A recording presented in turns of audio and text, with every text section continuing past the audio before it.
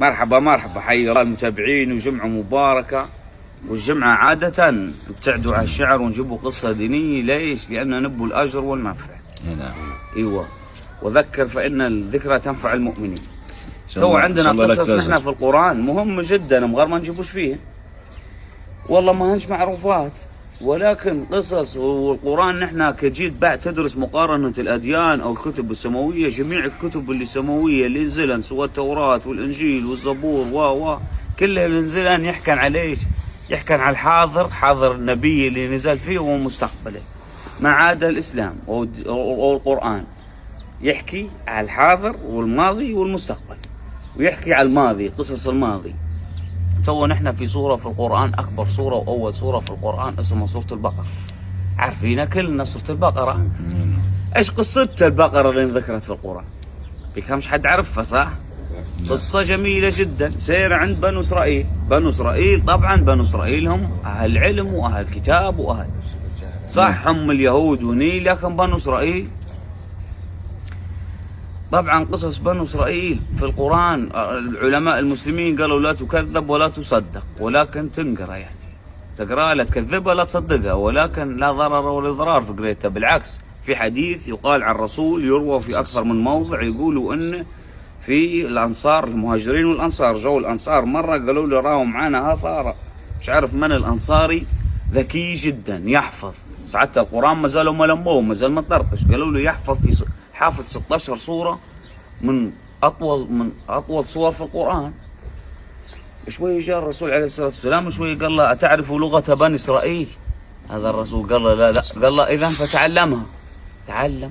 هنا جدال بين الأئمة اللي ذاكرينها يقولوا إنه جاء بعد 20 يوم. في رواية تقول إنه جاء بعد 20 يوم وقال له راني تعلمت لغة بني إسرائيل، والرواية تقول جاء بعد 42 يوم. يعني الخلاف مش في الحديث، الخلاف في عدد الأيام اللي غابن الأنصاري وجاء للرسول. وأما قال له تعلمت لغتهم، قال له إذن تعلم علمهم، يعني يقرأ الكتابات اللي عندهم. تو قصة البقرة تقول إن في واحد من بنو إسرائيل شاب صغير رضي كما تقول طيب وعلى أخلاق ويتبع ديانة سيدنا موسى. في الوقت هذاك حي سيدنا موسى، ما زال حي. الوليد هذا قرر إنه يكون نفسه، إنه يمشي يشتغل ويبدأ حياله. مشال وحدين يسموا فيهم الخليج، راه يقولوا له نوخذة متاعين البحر اللي يغطسوا ويطلعوا في اللآلئ، لؤلؤ.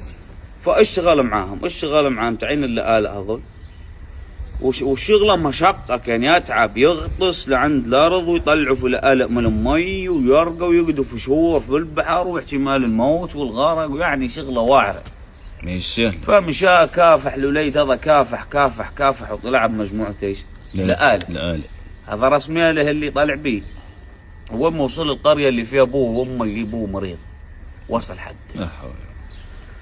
العير ذي والدين والقرآن والكتب السماوية والأنبياء يوصوا على البر وعلى فايش دا. هنا مشى خاض اللآلئ ومشى التجار بنو إسرائيل وقال لهم نبي نبيع اللآلئ هذين بوي مريض. التجار يهود ايش دار؟ عطوه ثمن بخس في اللآلئ، يعني حقا واجد مثلا وسووا له على الاخر.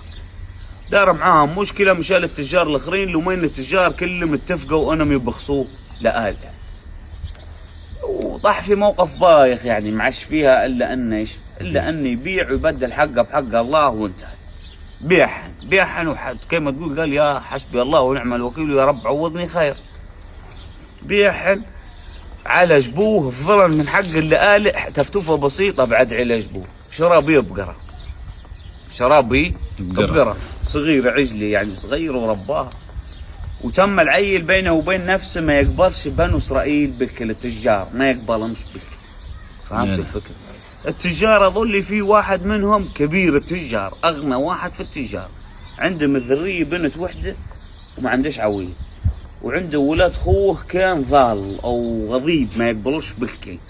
ولاد خوه سكله يطلب في بنته، وعرفه ما مش حبا في البنت ولكن حبا في ثروته، يبي يورثه. والشايب اليهودي هذا تاجر ما يبيش يعطيها لولاد خوه لانه بالطجي ومش رفض. مرة مرتين ثلاثة رفض. العيل اليهود التجار اليهود عندهم اجتماع في حوش يجتمعوا فيه كل سنة يتحاسبوا.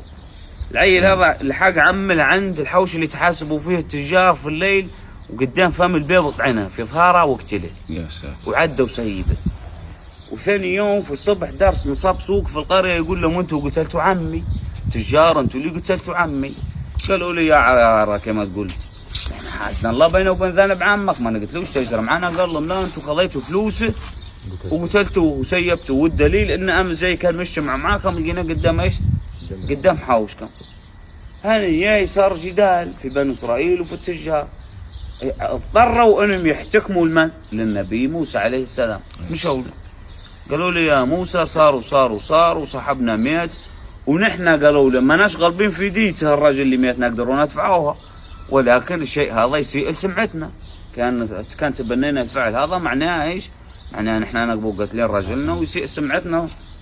نحن الراجل هذا ما ناش قاتلينه ونبوك تثبت لنا الكلام. شوي في القرآن في سورة البقرة 7 آيات بس اللي ذكرت في الصورة هذه قصة البقرة في التفصيل. وإذ جاء موسى لقومه وقال لهم اذبحوا بقرة. كي قالوا له نبغوا نعرفوا من اللي قتل، قالوا له ادعوا لنا ربك، قال لكم رب اذبحوا بقرة. شوي قالوا له أتتخذنا هزوا، يقولوا لك قولوا لنا من اللي نيد تقول اذبحوا بقرة. شوي قال اعوذ بالله من اكون من الجاهلين، لكن الله امرك انكم تذبحوا بقرة. شوي قالوا له ادعوا لنا ربك يبين لنا ما هي شكل البقرة. هي قال لهم لا فارضة ولا بكر عوان بين ذلك تثير الارض وتسقي الحرث ولا تسقي الحرث، تم يوصف فيها القرآن البقرة. مشوا مجادلين بنو اسرائيل. شوف من جدالهم ربي قالوا له إن البقرة تشابه علينا، ادعوا لنا ربك يبين لنا ما هي. اللي قالوا لهم بقرة صفراء اللون تسر. ربي في الآيات هذني يوصف بقرة من؟ خص نص يوصف بقرة العيل اللي دفاع أبوه مريض ومفضل غير حق البقرة حطنا خذوا منه اللآلة، والعيل ما يقبلش. وين ما وصفهم تموا يبرموا ما لقوش البقرة اللي فيها المواصفات هذني إلا بقرة العيل. وين ما جاوا قالوا لي يا نحن نبوا البقرة هذه بها موسى. هو ما يقبلش التجار، قال لهم انتم لا نبيع لكم لا نشتريكم ان شاء الله ايش، امشوا برا. قالوا له يبيها النبي موسى، والعيل كان مؤمن قال لهم تو نمشي للنبي موسى، ان كان يبيها هو نعطيها له من غير فلوس، لكن انتم ما. وما مشى للنبي موسى قال له بالعكس، موسى قال له بيعها باغلى الاثمان، قال له حتى كي يطلبوا على الثمن غلي. هذا امر ربي يقول لك انك تبيعها لهم باغلى الاثمان. شوف سبحان الله، جو تم يشحط عليهم يشحطنين، قال لك عطوا وزن البقرة ذهب. وزنها نعطوك وزن ذهب من غير عطيها لنا، بس عطاها لهم بوزن ذهب. سبحان الله. الحكمة في القصة هذه ان ربك راك يبي يعوض الواحد يعوضه، ما يفعلش فيها. قصة حقيقية لان الدليل ان ربي ذكرها في القرآن بالتفصيل. نعم. فعوض الله مقابل بقرة ذهب. وين ما خذوها بنو اسرائيل جابوها لموسى، قال لهم موسى اذبحوها. ربي قال كم اذبحوا. وما اذبحوها خذوا بعضا منها يعني قطعة من لحمها واضربوا بها المقتول فسيقول لكم ما اللي قتلني. سبحانك يا ربي. فذبحوها وخذوا منها قطعة وصب التاجر المقتول وقال لهم قتلني ولاد خوي، وانتهيت القصة. والعيل اللي صرف فلوس عيالش في ابوه ربي عوضه بالضعف بالاضعاف المضاعفة. وهذا قصة يوم الجمعة ان شاء الله، كل جمعة قصة دينية. وحياكم الله وديما طيبين. بارك الله فيك يا ابو الجاري، ميزان حسناتك ان شاء الله.